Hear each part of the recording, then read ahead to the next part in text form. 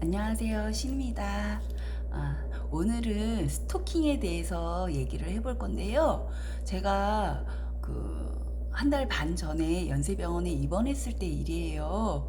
거기에 있던 친구인데 43살 남자애였어요. 춘천에 살고. 근데 그 친구가 엄지발가락이 절단 환자였거든요. 근데 제가 입원했던 그 병원은 수지접합 병원이라서 절단 환자가 굉장히 많았어요. 뭐 손가락, 발가락, 팔, 다리 뭐 이렇게 절단 환자가 있었고, 그다음에 골절 환자가 있었고, 그다음에 근육 파열 환자들이 많았거든요. 근데 그 친구는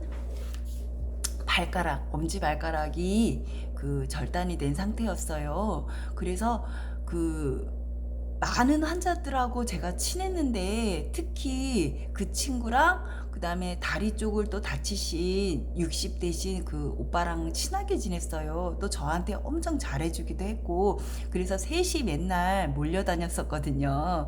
근데 그 43살 친구가 처음에는 그냥 일방적으로 잘해주는 줄 알았는데, 좀 지내보니까 도가 조금 심한 거예요.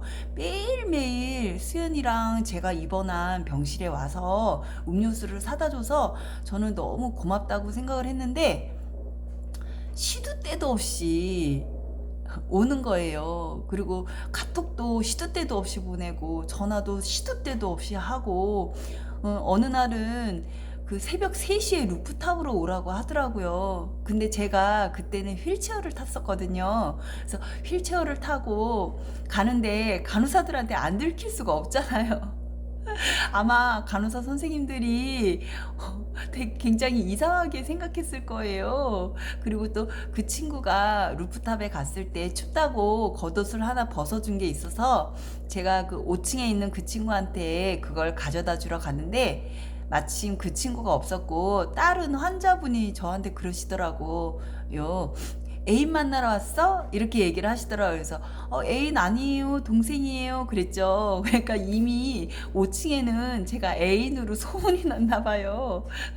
그래서 그런 에피소드가 있었고, 그리고 나서 이제 제가 태어나기 하루 전에 그 친구가 병실마다 돌아 다니면서 제가 태어난다고 퇴원 축하 어, 파티를 해준다고 했나 봐요. 그래서 1층에서 퇴원 파티를 한다고 저랑 이제 환자들이 다 내려갔는데, 감사하게도 환자분들이 20분이 넘게 내려와 주신 거예요. 원래 코로나 때문에 그렇게 모여 있으면 안 되거든요. 그래서 병원 눈치 보면서 1층에서 퇴원 축하 파티를 했던 기억이 있어요. 그래서 그 퇴원 축하 파티를 해준 모든 환자분들한테 지금 너무 감사드리고요. 그리고 나서 이제 제가 퇴원을 했잖아요. 퇴원을 하고 그 다음날 바로 출근을 했어요. 그러니까 2주 입원하고 바로 출근을 했는데, 문제는 제가 출근을 하면 바쁘잖아요. 업무적으로도 바쁘고, 또 그동안에 못 만났던 친구들한테도 연락이 오니까 친구들도 만나야 되고, 또 집안일도 2주 동안에 못해서 집안일도 많이 엉망이었거든요.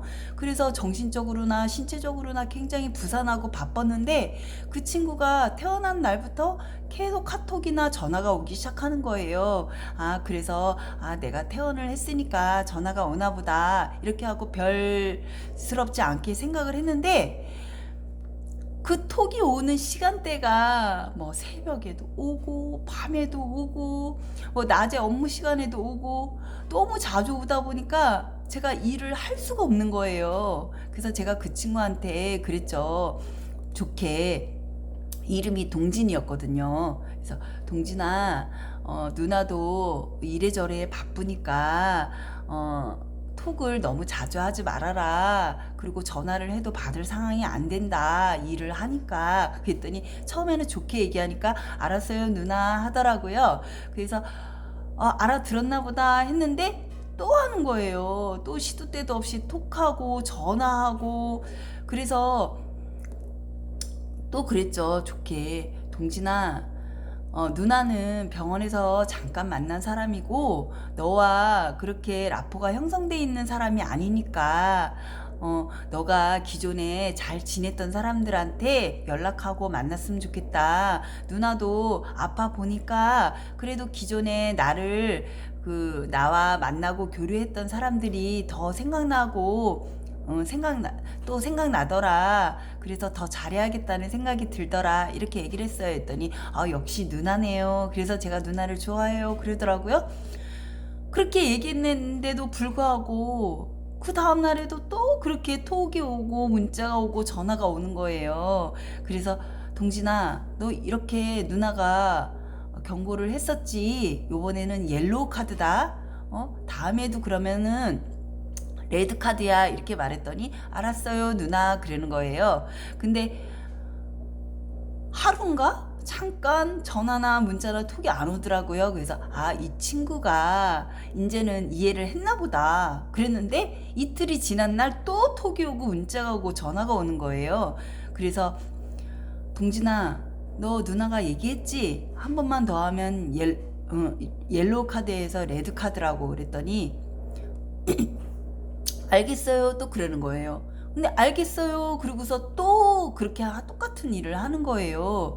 그래서 안 되겠다 싶어가지고, 얘기를 했죠. 너 한 번만 더 그러면 차단을 할 거야. 그랬어요. 근데, 그러고 나서 그 친구가 이제 점심때 전화가 왔더라고요. 그래서 점심때 전화를 받았는데, 내가, 동진아, 이렇게 전화 수시로 하면 안 된다고 누나가 얘기했잖아. 그렇게 얘기를 했더니, 누나 점심시간이잖아요. 그러는 거예요. 그래서 그 점심 때 누나는 밥을 안 먹니? 이렇게 얘기를 했어요. 그래서 안 되겠다 싶어서 그 같이 친하게 지냈던 60대 오빠한테 전화를 해서, 오빠 이러저러해서 내가 얘를 차단해야 될 것 같아요. 그리고 이제 그 병원에 있던 사람들끼리 단오제를 가기로 했었는데 저 이 친구랑 같이 가면 못 갈 것 같아요. 이렇게 얘기를 했죠. 그랬더니 그 오빠도 이해를 해주시면서 자기한테도 많이 톡하고 문자한다고, 그래서 자기도 조금 이상하게 생각하셨대요.